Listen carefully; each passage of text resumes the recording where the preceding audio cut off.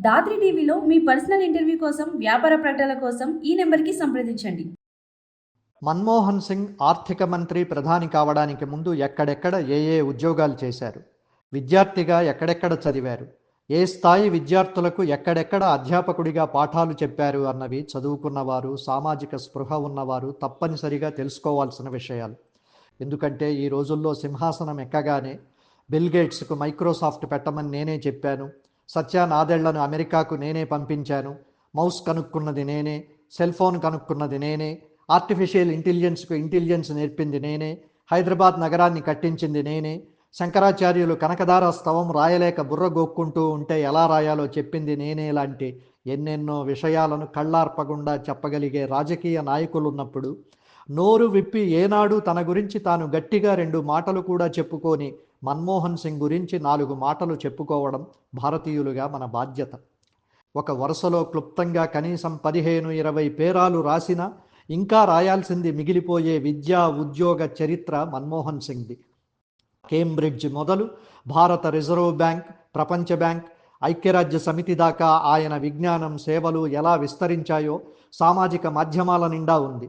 అదంతా చెబితే చర్వణం అవుతుంది, ఆసక్తి ఉన్నవారు వెతుక్కోవచ్చు.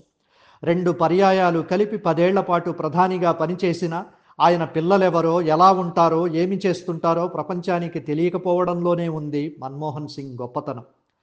దేశాన్ని కుదిపేసే ఏవేవో అవినీతి కేసులు యూపీఏ హయాంలో 2004-14 మధ్య 10 ఏళ్లలో బయటపడి ఉండొచ్చు.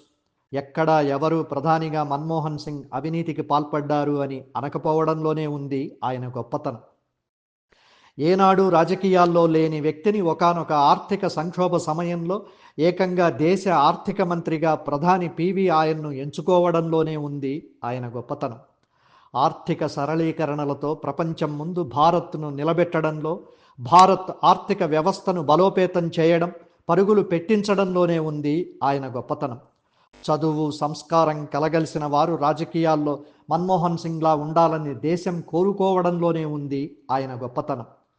చేసిన పని మాట్లాడాలి కానీ నోరు కాదు మాట్లాడాల్సింది అని అనడానికి పరిశీలకులు మన్మోహన్ సింగ్ను ఉదాహరణగా చెప్పడంలోనే ఉంది ఆయన గొప్పతనం. నేనొక బలహీనమైన ప్రధానమంత్రిని అనుకోవడం లేదు. ప్రస్తుత మీడియా ప్రతిపక్షాలతో పోలిస్తే చరిత్ర నన్ను కొంత అర్థం చేసుకుంటుందనే అనుకుంటున్నాను.